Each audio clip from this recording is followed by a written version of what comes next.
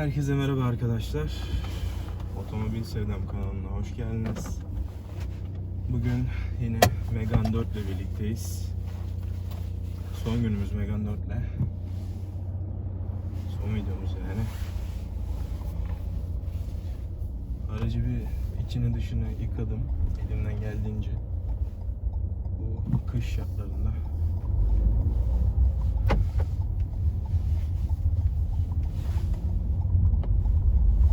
Size otoyol videosu çekmek istedim. Yani aracı otoyolda görün.